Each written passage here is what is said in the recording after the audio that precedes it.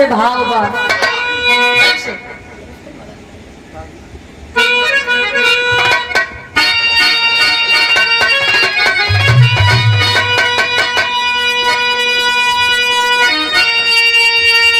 कहे के बा तो अक्सर अहंकार गलती कराती और कश्ती समय तब तूफानी सिकंजा ईरानी का था पहलवान रुस्तम और बलि सब मिला करके पंजा लड़ते लड़ाते गया देसी टारटसी और चलता बहादुर जवानी के जोर से तहनी में सुंदर नहीं तेरी बाला दिल में उतारा बैठा के नजर से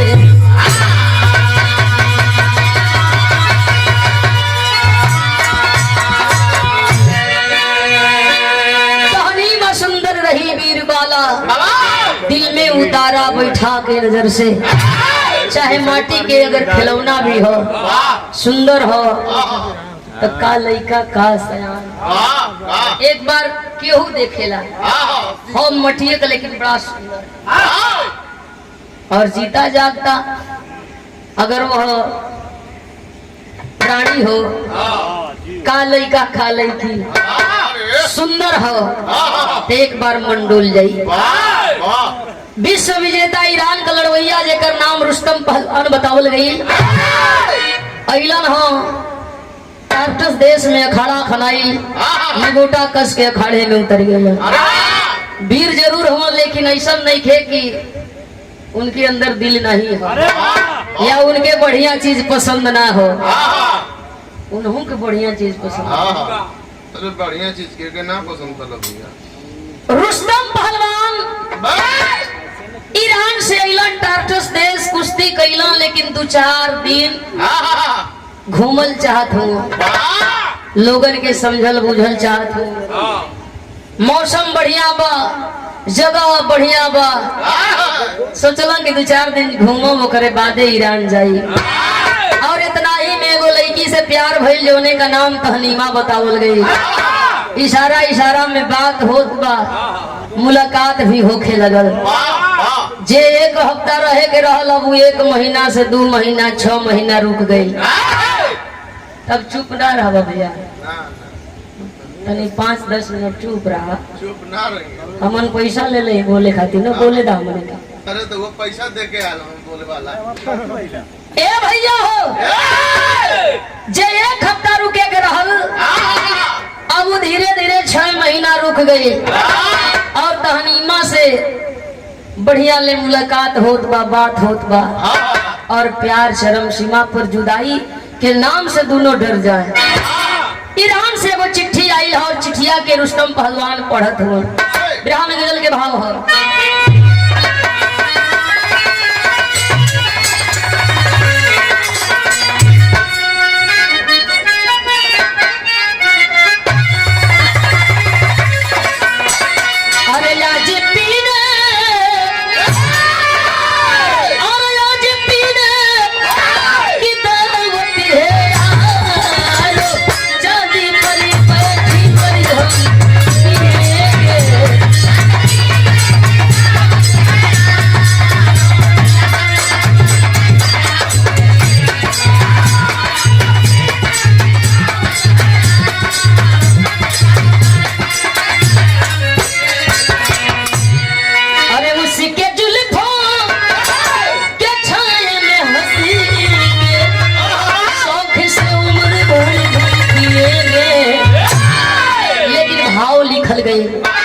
चिट्ठिया जब पढ़लन हो तो ईरान जाए का तैयारी कैलन। सामने खड़ा हो गई तहनीमा पूछे लगल साहब बड़ा जल्दी में हुआ इतना दिन बितौला कोनो तेजी ना रहल। अचानक रुस्तम पहलवान चिट्ठिया थमवल कहला तहनीमा मजबूरी हो ईरान का लड़वैया है ईरान का पानी मान सम्मान बचावे का हम काम करीला और ये हमार जिम्मेदारी हमार फर्ज हो। चिट्ठी आ गई हमें जाए को हुई हमें माफ करी है। आंख में आंसू लेकर के तहनीमा सामने खड़ी हो गई सवाल करत है साहब जईबा जाए के रहल तो प्यार काहे कईला और प्यार कैला तो ऐसा काहे कैला जहाँ अपनापन को एहसास हो जाए और जुदाई से डर लगे। आपके ऐसा ना लगत हो। रुस्तम पहलवान कलर है पगली जितनी तो परेशान नहीं, उससे कहीं ज्यादा हम परेशान हैं। जात है फिर आई मुलाकात हुई, अपने प्यार के हम भुलाई ना। भाव कैसे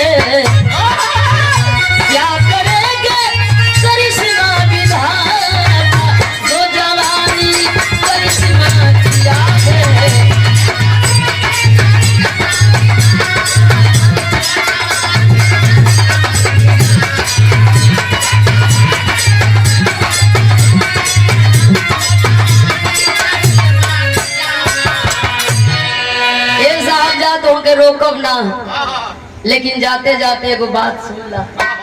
तोहरे प्यार का निशानी हमरे पेट में पलत हो, एकरे बदे का कहत हुआ। रुक गईला रुस्तम पहलवान, सर पर हाथ फेर करके तहनीमा का माथा चूम करके तहनीमा के समझौला हम प्यार कैले हैं।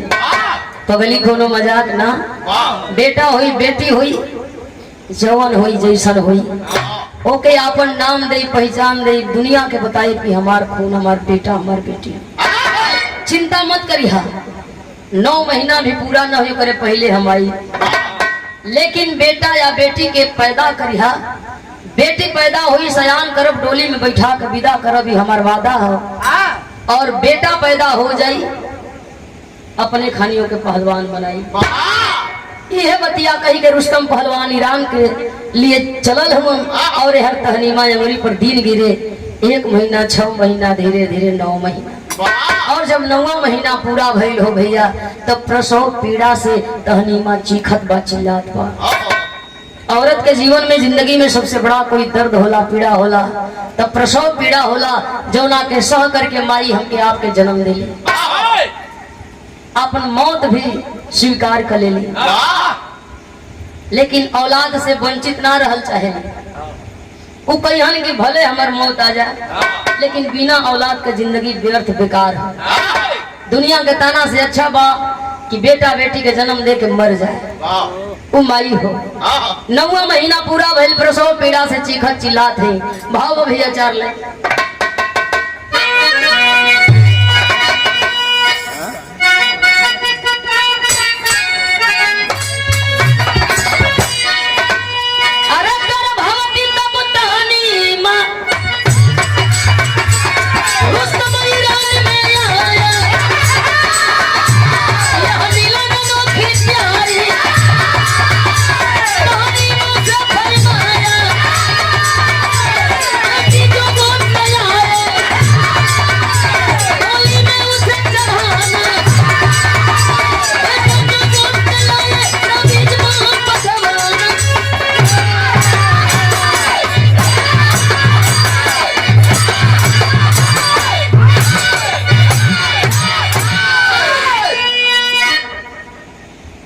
जो गोद में आए ताबीज बाह बंधवाना। तो कहा जाता है कि होनहार बीरवा के होठ छिकने पर बांस की जरी बांस जाने। हरी ताबीज एगो हमारो करे दाहिने बाजू में बांध दिया और बता दिया कि हमार बेटा हमार खून है। एगो ताबीज प्यार के निशानी दे के चल ले। 6 महीना, साल भर, 2 साल, 4 साल, 10 साल बीत गए, न समय मिलल, आ न अइलो, न तहनीमा का हाल चाल, न खोज खबर। प्रसव पीड़ा सही के एगो बेटा के जन्म दिहली हो, लेकिन माई के लालच हो गई। कि पहलवान जन यहाँ तो हमार बेटा लेके चल जाए, यहाँ हमार गोद सुन हो जाई, हमार बेटा हमरा ले दूर हो जाई। तो काहे न पहलवान के पता भइले से पहले बता दई कि प्यार का निशानी बेटा ना भल बेटी भइल। एगो चिट्ठी बैठल बैठल तहनीमा लिख करके और वही रुस्तम पहलवान के ईरान भेजौली है। चिट्ठिया में कहा लिखा है भैया,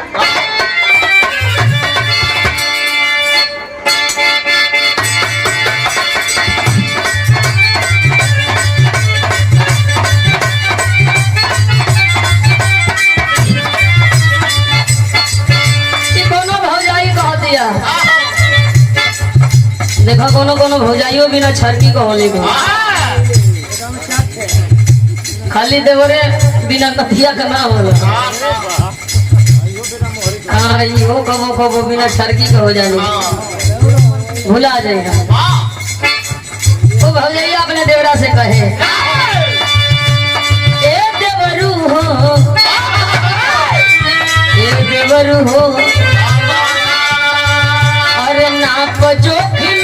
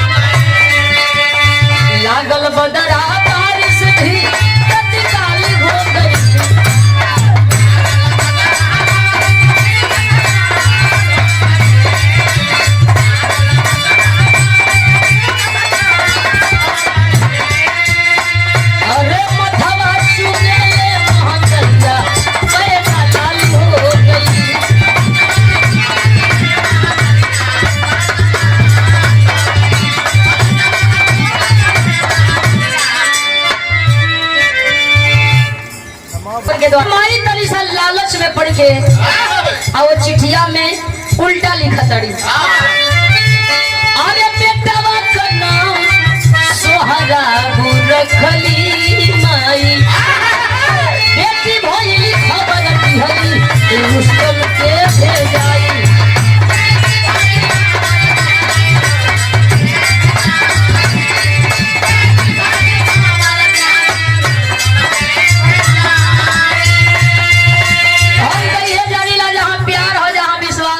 ना बोले के चाहिए, चाहे मेहरारू होके चाहे मर्द होके, चाहे प्रेमिका होके चाहे प्रेमी होके, जौन सही बा उ सही बा, साच बात आँच लगे ले, लेकिन उम्मा दुराव ना होला, बिगाड़ ना होला। सही कही दे बा तो पल भर बदे आदमी के दुख होई कष्ट होई, लेकिन झूठ बोलबा बाद में पता चली तो अच्छा खासा रिश्ता खराब हो जाएगा। अरे स्वार्थ के चलते है गंदी चाल हो गई,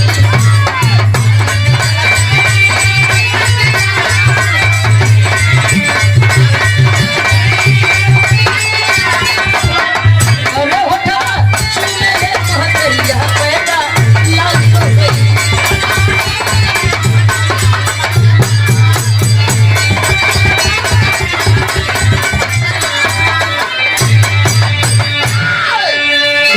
समय बीतल हो, बेटवा सयान भइल, जवान भइल, बेटवा का उम्र अब 18 से 19 होत। एक नामी पहलवान बेटा भइल, लेकिन अबहिन बाबू के पता ना हो, और माई सच्चाई छुपौले है। माई का सीना और कलेजा दोनों अपने बेटा के प्रति बड़ा मजबूत हो। माई खुश बाड़ी, जायद हमार बेटा हमार लाल अब हमारे लगे रही। पहलवान ना अलन तो एक जगह ठीके कैलन, आ जैतन तो बेटा के लेके चल जैतन।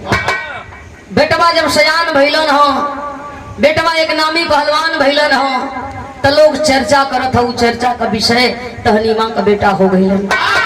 अब कहीं तहनीमा जाए, लोग जब कह दे रे तहनीमा तोर बेटा गजब लड़त हो, सामने कोई टिकट नहीं हो, पीठी कोई धूल लगावे वाला पैदा ना हो, तब माई खुशी में झूम जाए कि जायदा कम से कम हमरे कोख से वीर पैदा भइल, कायर पैदा ना भइल। वीर का बेटा वीर बहादुर पहलवान स्वराब बना, अरे टाटस देश का नामी जोधा सेना में जवाज बना, उधर ईरानी सेना का रुस्तम नाहर हमरा ही था, वीर बली बजरंग बली सा पक्का शेर सिपाही था। अब कमर घर जा, अब मारा मत चौथा।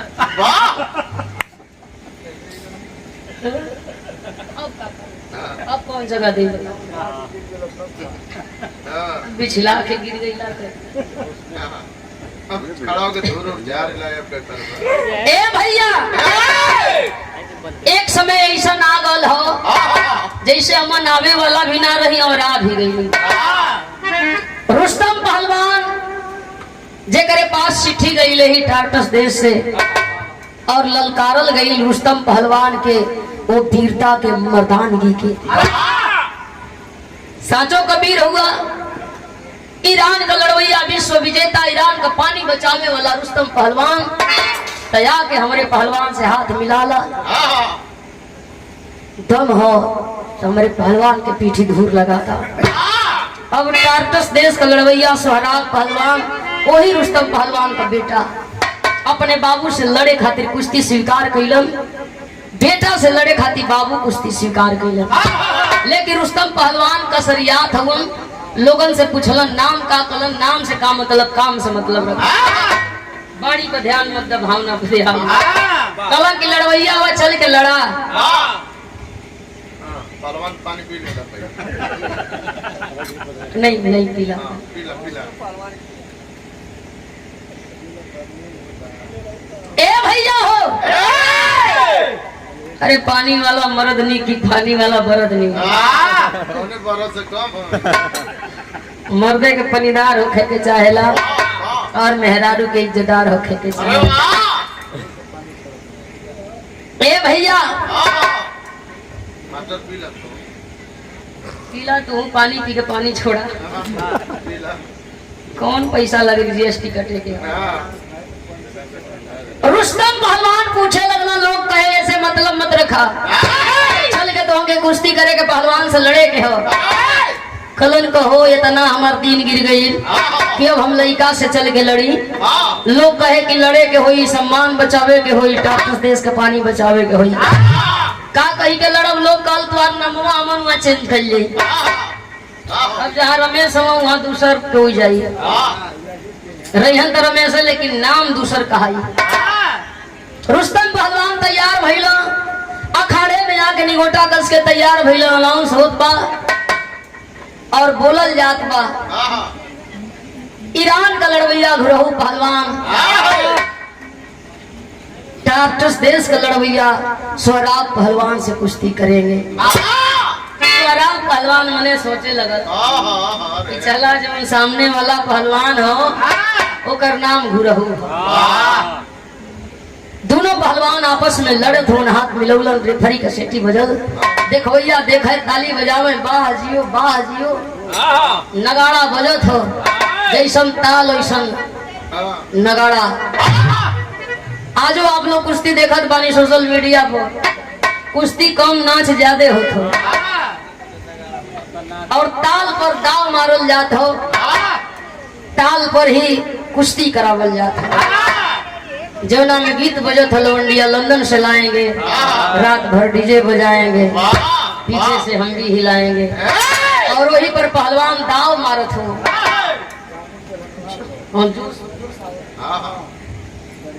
अब रुस्तम पहलवान सोहराब पहलवान दोनों लड़े लगलन, तेरे भाव लिखल गई।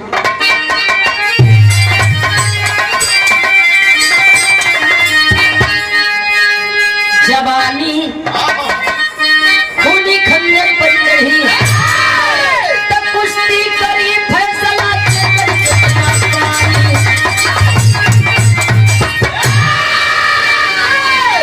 कुश्ती करी फैसला केकर कितना पानी, जवानी खूनी खंजर पर चढ़ी। रुस्तम पहलवान कहे कि कि हम मर जाए लेकिन ईरान का पानी ना जाई, और सोहराब पहलवान कहे कि हम मर जाए लेकिन टार्टस देश का पानी ना जाए था। हालो चल कई जरूर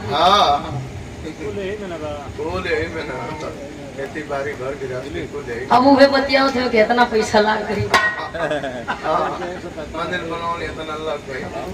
ए भैया हो, दोनों बाप बेटा लड़े लेकिन केहू के पता ना हो। बाबू के नहीं के पता कि सामने वाला हमार बेटा, और बेटा के भी पता ना कि सामने वाला हमार बाबू हो। तो तब आदमी जरूर ये बात के कह देला कि हमके जानत नहीं खो, चिन्हत नहीं खो, तो जान लेबो। जब वो जान जाए कि अभी हमारे पर भारी होता।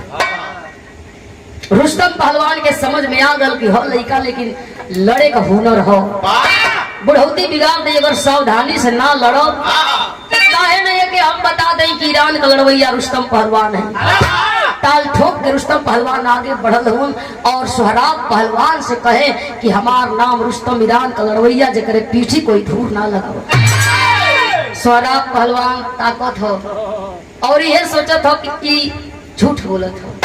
गीत लगल सोर की बेचनपुर का जवानी में।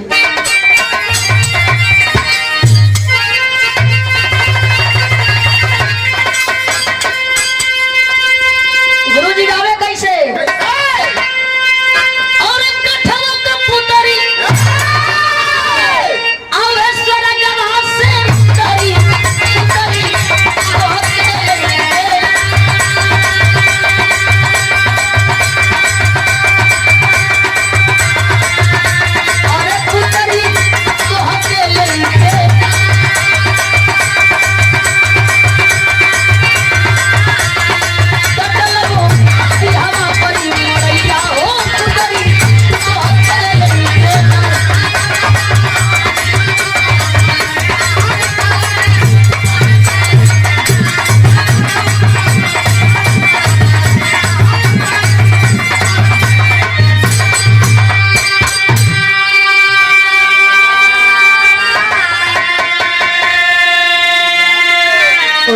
पहलवान सोहराब पहलवान से कहे रे पहलवान, बुढ़ौती भले आ गई लेकिन अब है जोश वैसे पीछे न पग हटाई न कदम हटाई न ईरान का पानी जाए दे। आज भले हमार जान जा लेकिन शान न जाई। रुस्तम पहलवान ताल ठोक के आगे बढ़ल वन कहे का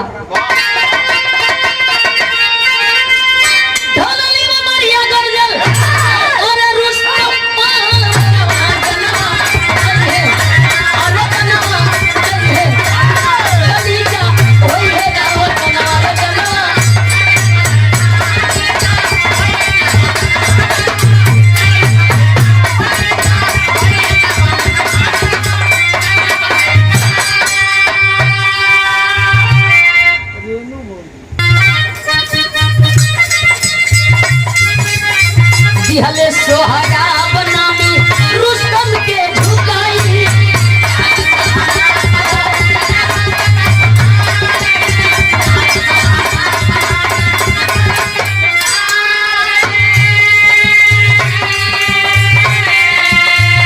गरजल रुस्तम भोले आइल बारा बुढ़ाई।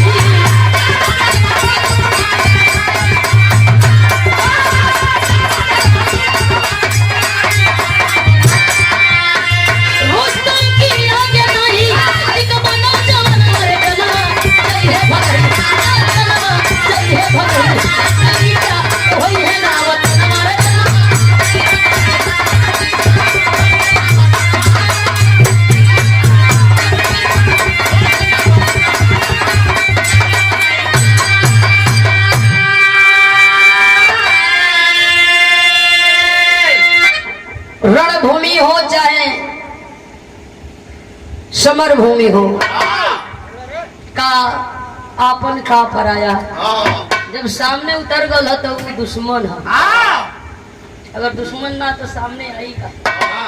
भगवान कन्हैया ये तो अर्जुन के बतौले रहल कि जो सामने वहाँ का दुश्मन है, और ये मत कहा कि हई हमार हुआ हमारा सब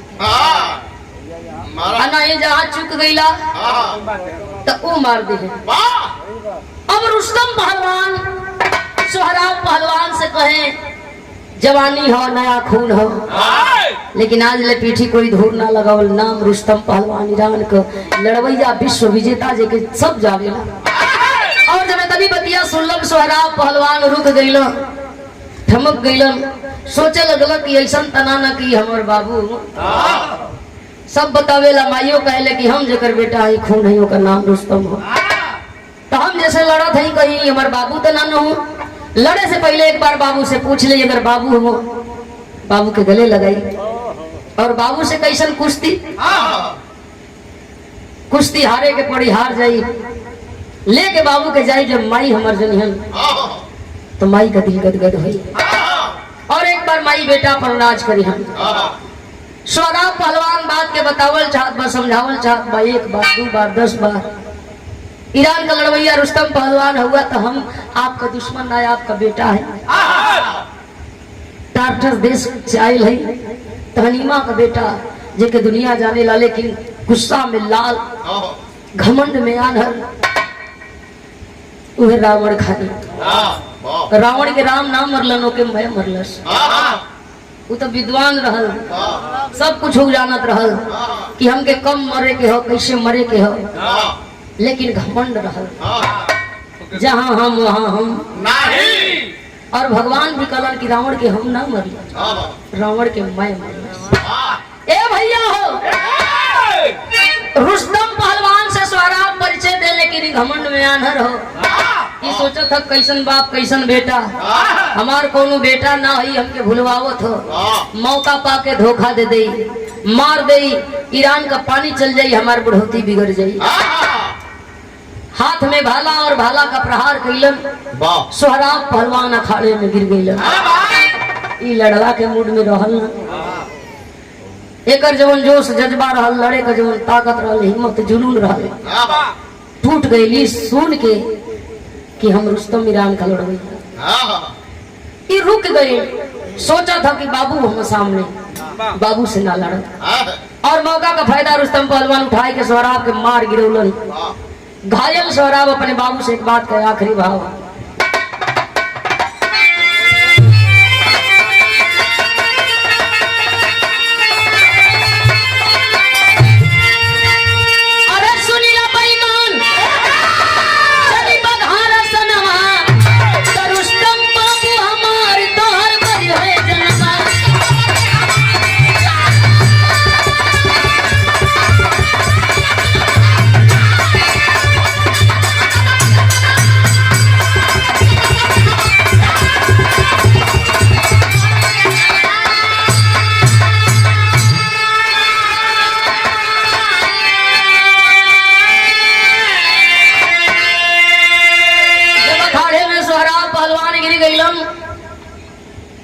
तब सोहराब पहलवान के पछतावा हो खेला।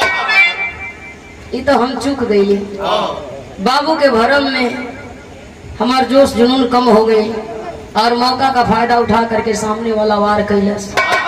ये हमार बाबू ना, बाबू का नाम राशि, हमार दुश्मन हो। घायल सोहराब कहे जा जहाँ रहिया बच के हमारे बाबू से। ईरान का लड़वैया विश्व विजेता रुस्तम पहलवान का बेटा है, बाबू के पता चल जाये तो जिंदगी हराम हो जाये। आइल रुस्तम पहलवान आके पजरा बैठल सवाल कैला, पूछे लगल। घायल सोहराब पहलवान कहे कि बताने का कोई फायदा नहीं, मैं उस वीरांगना का बेटा हूँ, उस माँ का बेटा हूँ जिसको लोग प्यार से तहनीमा कहते हैं। रुस्तम पहलवान सोचे कि अब तो पहलवान के मार गिरौली, रुका एक बार देख ले, अगर ये हमार खून हमार बेटा हो तो एक दाहिने बाजू में ताबीज हुई। और जब पहलवान के पलट करके देखा तो दाहिने बाजू में ताबीज, करिया कपड़ा से ताबीज बाहर कैला, लिखल बा रुस्तम पहलवान। वो सब उड़ गई। रुस्तम पहलवान आंख में आंसू ले करके छाती पर मुक्का मार के रोए वही अखाड़े में, पहलवान के गले से लगाई के भोकरी भोकरी रोवत हो। अब जितना लोग जात रहल सब लोग आके सवाल कैला, पहलवान अपने दुश्मन के जब मार के गिरा देला तो लेके गोद में रोवत काहे हुआ। तब वो सोहराब पहलवान सबके ताबीज दिखा के बतावे कि दुश्मन ना हमारा पर खूनापन बेटा। यहाँ धोखा मार हो गई, बतावे का कोशिश कैला लेकिन हम घमंड में आनर रहे, जोश में होश गवा देले। जवन गलती हमसे भइल उ गलती तू लोग मत दोहरैया, जोश में होश गवा देबा, अपन परिवार गवा देबा। रोवत हम कहत हम भूल गई भेद, रुस्तम रोवे दिखाई, अपनी हाथे दियाली अपनी बेटा के मुआई।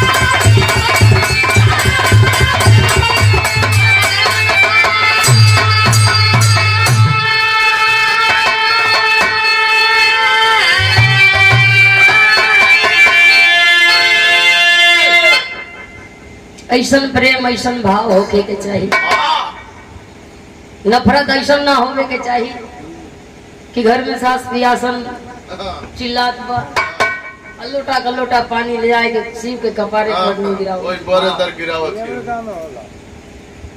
ऐसे कोनो भक्ति का फायदा ना है। अच्छा खासा परिवार में प्रेम बा, रिश्ता बा, भाव बा, लेकिन देखे वाला के नहीं खे निक लागत। कैसे का करी, का कहीं का बतियाई, उमार हो खै नहन में लाठी चले, गोजी चले, जैसे जनी चलावत रहलन। ओइसन भाव प्रेम ना होवे के चाहिए। बात बिगड़े वाली हो ओके बना ले, उसे महान कोई ये धरती पर ना हो सकता। जहाँ जान जाए वाला आदमी बचा ले तो उससे बड़ा भगवान कोई ना हो सका। अब रुस्तम पहलवान रोवे पछताए, हमार घमंड हमसे बेटा छीन लेला, हमार घमंड हमसे बेटा छीन लेला। लेकिन सोचत हो कि हम गलती कैली तब तहनीमा काहे गलती कैला। बेटवा के दफना के गईला, जाए के तहनीमा के सामने खड़ा भइलन। तहनीमा के आंख में आंसू, साहब इतना दिन के बाद अइला, कहला बेटी हुई, डोली में बैठा के विदा करब, अइबो कैला त लेट अइला। इंतजार कैली ना अइला, घर पर देख के बेटी को बियाह के डोली में बैठा के विदा कर देला। रुस्तम पहलवान रोवे लगला, तहनीमा की ओर ताके, ये सोचे कि वाह रे तहनीमा, तू कल भी झूठी थी और आज भी झूठी है। हमके पता चल गई कि बेटी ना बेटा रहा। तहनीमा पूछे कैसे, तो हमके पता, तभी जी हाथ पर जब धैलत तहनीमा का होश उड़ गई। सवाल कैला, अच्छा यानी बेटवा साथे आल हो? कलन्ना, अब बेटवा कब्बू न तोहे मिली है ना हमें मिली है। पूछे लगल रीजन, साफ झूठ बोलली, क्षमा कदा, सही है कि बेटा भइल रहल लेकिन बेटवा हो कहाँ। कलन की यही अपने हाथे अपने बेटवा को मार के दफना गया वो थे। तहनीमा छाती पर मुक्का मार के रोवे, नफरत करत थी रुस्तम पहलवान से। ई कैसन प्रेम है, ई कैसन प्यार है साहब। इतना दिन के बाद वापसी कैला तो हमरे बेटवा का हत्यारा बन गईला। अब दोनों पछताए। रुस्तम पहलवान सोचे कि हमार घमंड बेटा छीन लेला, और तहनीमा सोचे कि हमार झूठ हमसे बेटा दूर कर दे। यही से अपने परिवार में झूठ ना बोले के चाहिए। और अपने परिवार में जब ज्यादा क्रोध आ जाए, गुस्सा आ जाए, तो 2 मिनट कहीं हर वक्त जाए के भुलवा लेवे के चाहिए और अपना गुस्सा के ठंडा कर लेवे के चाहिए। आखिरी भाव,